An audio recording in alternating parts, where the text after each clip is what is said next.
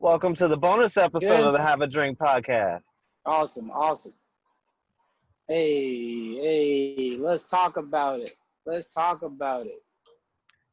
So, man, let's just jump right in. Thirsty. Show him thirsty. So I'm thirsty. this show on Hulu, man, like called Thirsty. I don't even know, like how do you jump into the premise of the show? Because there's only been one episode so far. I feel like it's only going to be one episode. I do too. I think it was said to have episodes of the TV show and everything else because it's not long enough to put a movie. So Right. I think that's what it is. And it's a cool concept, different, very interesting. I mean, I like the actor. I mean, I followed him. I watched him on Insecure. Like, that's how I got introduced to him. And he's great. He's great. I really fell into his character. It was cool. And it kind of threw me off too because I mean, him being from Insecure and him being with black women, it was so weird to see him with a white girl. I was like, what? I was like, this is weird. That threw me way off. It was like, ooh, you cheating? Wait, no, you're not. Oh no, she was cheating. Right? She was cheating. Yeah, it was cool, man. It was a great concept of the mosquito. And by the way, spoiler alert, this is all spoilers. So if you haven't watched the show Thirsty on Hulu, stop this video. Stop it now because we are about to talk about it. I'm just letting you guys know right Yes. now. Spoiler alert. Spoiler alert. Don't listen if you haven't watched it.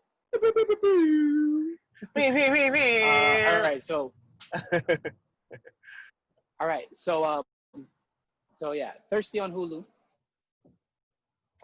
Thirsty on Hulu. So the premise of the show is there is a you're introed in with a mosquito buzzing around, and essentially you don't know it's a mosquito, but you're just buzzing around. And then she's doing a lot of dialogue and flying in onto the basketball court, right? Where she finds a scent that is really appealing to her, and somehow she's really good at this following and investigating because she was able to follow him throughout the city. And fast forward, she falls for his scent so hard that she just wants to get a taste of him. And so she's doing what a mosquito does, and she gets a bite of him, not realizing that, well, where she bit was rather interesting, and got her drink in. And from that moment on, she falls in love with said food, right? And after said food is bitten, he starts living life as usual, and he can start to hear her. So it's like all of a sudden they have this connection, which is weird, but they have this deep connection. And then once he figures out that she is actually not human, somehow he transforms into said insect, and then they meet each other and they converse for a brief moment, and then I'll just stop there. So that's episode ends.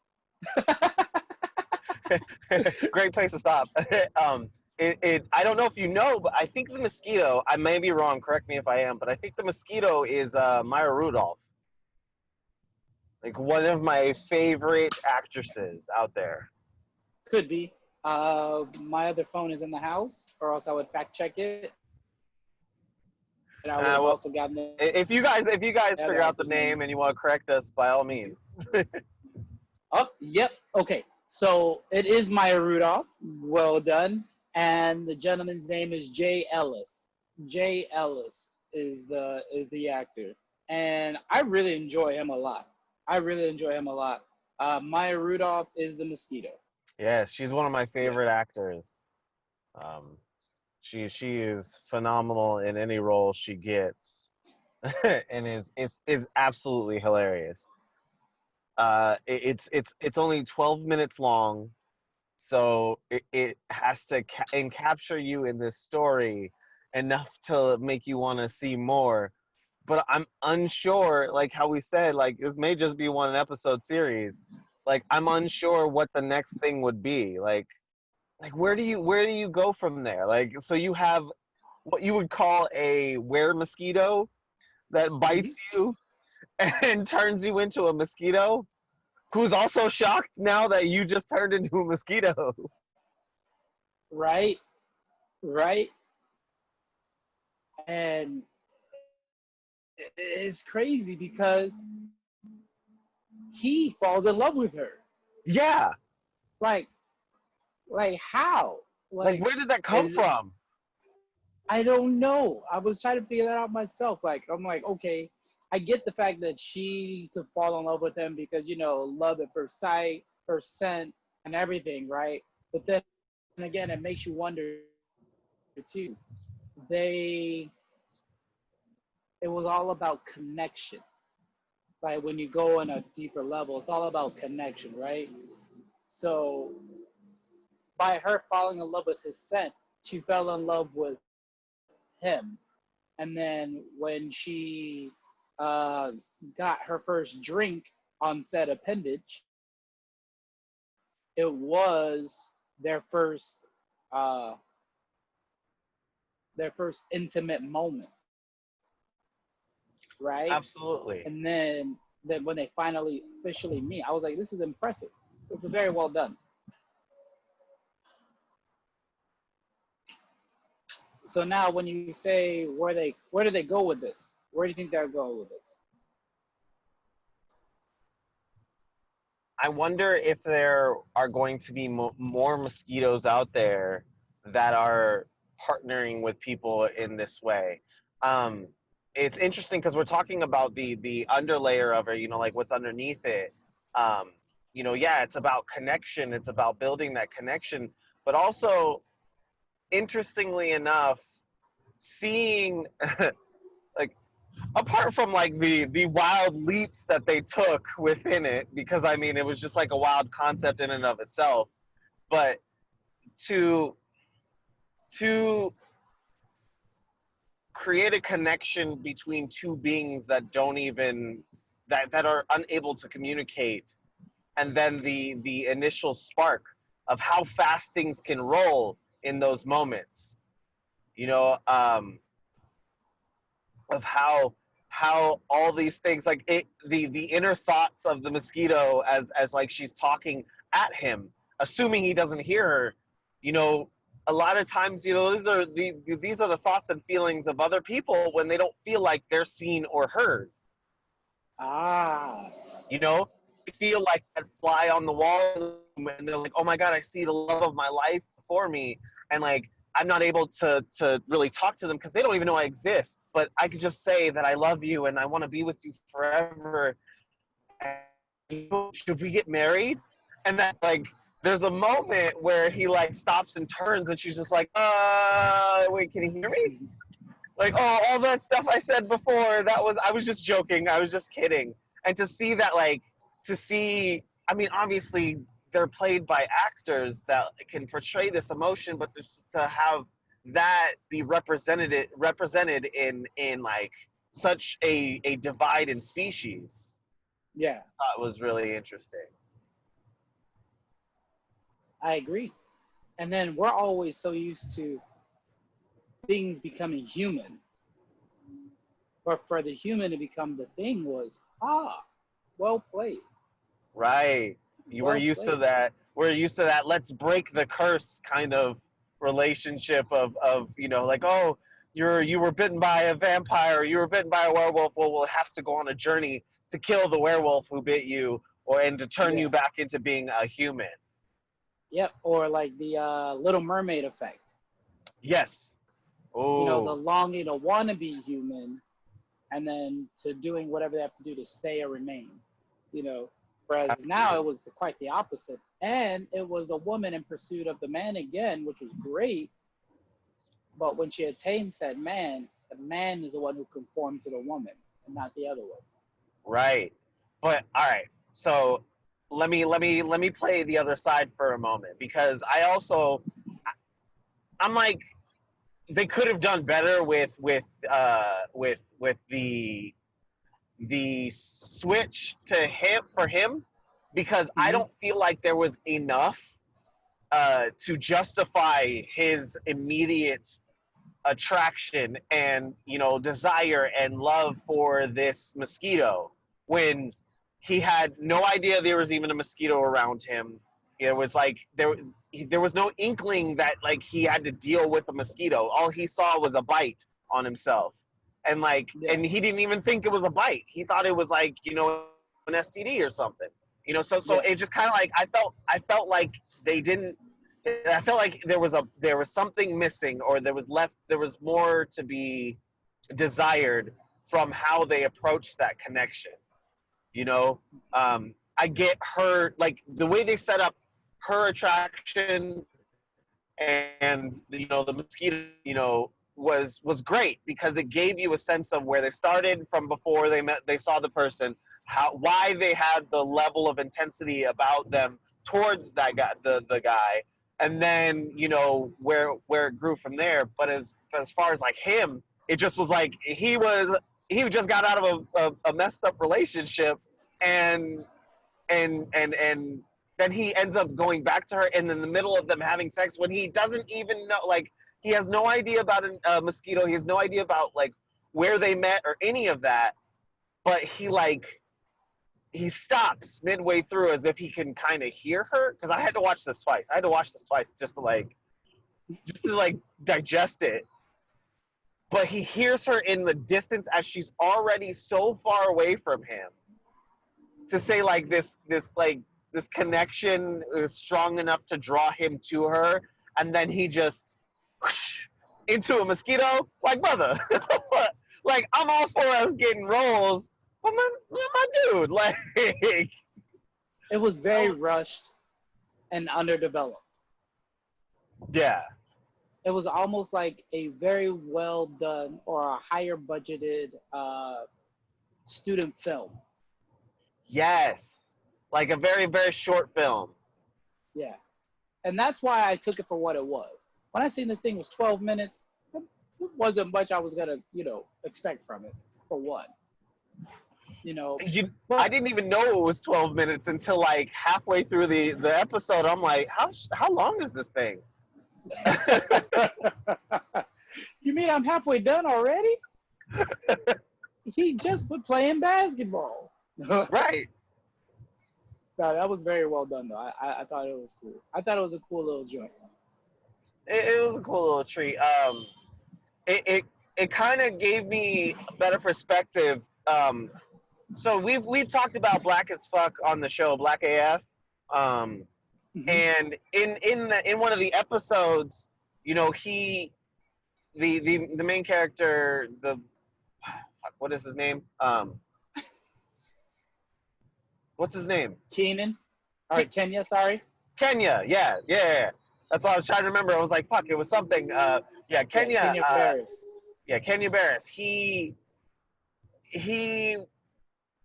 was approached with this movie, and everyone in the community was like, "Oh man, this movie's great. I love it. I like it." Blah blah blah. Like ranting and raving about it. And him and his daughter are kind of This is like, trash. did y'all watch the same shit we watched? This was trash. Like, Yep. yeah, and it kind of gave way to that conversation of shouldn't we be able to critique each other's or our own community's work enough to, and then like enough to help them make it better, so that we're putting out good quality things. Yes, but when we do critique that, it's generally done in the public. Right. which is the sad part. But I also think that too, artists we're sensitive about ourselves, even though we need to learn how to be open to constructive criticism. Sometimes we're not because we're just sensitive about ourselves. But Right. I agree with you. We should be able to come together and critique it, and then be able to give it the blessing or give it the help it needs. Right. Right. Um, I think Tyler Perry put it perfectly in that episode too, where he was Mhm. saying, like you're making content for your people. Like you're coming from an experience that your people can relate to.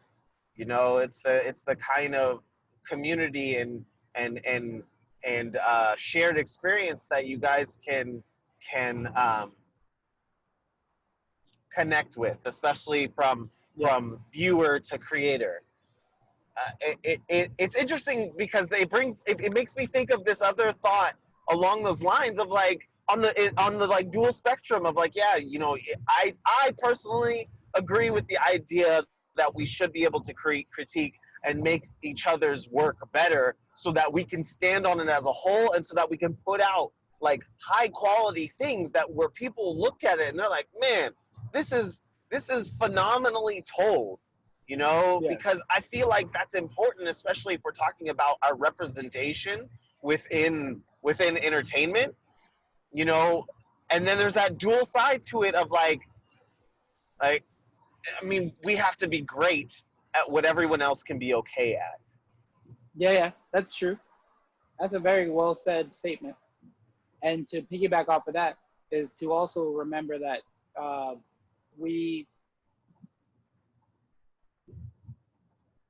in the same light of what Tyler Perry said, of being able to make it for your audience, we also have to remember all of those critiquing your work may not be of your audience.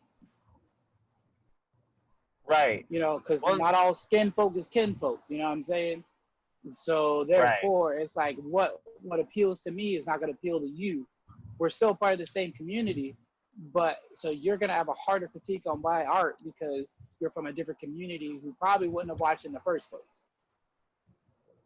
So that's where it gets a little bit hard. Right. Right. But I mean, if you're an entertainer, like take Kenya Barris for example. Like somebody in the industry, and then you have Issa Rae, you have all these great um, creators, writers, actors, producers that are being a part of this. Couldn't he tried to do it in the show. He tried doing this in the show and like getting them to come together and to really truly like express their feelings. And it ended up turning sour. Do you feel like that type of community are coming together, especially in that form of creatives? Do you think that Mhm. would bear the same or similar result, or do you think that it can be done if done properly? 100% it will happen because we are still those crabs in a barrel. Mm. And Uh. then we always got jokes for other folks. You know what I'm saying? So we'll be quick to tear each other down before we really genuinely build each other up, which is the sad truth. Let's hold off. Maybe we can extend this conversation, and I want to put it out to our Patreons. I'm curious at what your guys' thoughts are on this. I know we may not all be from the same background, but I think it would be great to get your opinion on how you feel even your individual culture is represented in entertainment, and if you feel like there should be a collaboration to help make each other better within your community and without your community. But if you haven't yet, go check out the show, Thirsty, on Hulu. Yeah. Check it out and let's talk it out on our Discord. Beautiful. All right, thank you guys for joining us on this bonus episode of the Have a Drink podcast. We appreciate you, Patreons, and check you guys next time. Peace. Peace.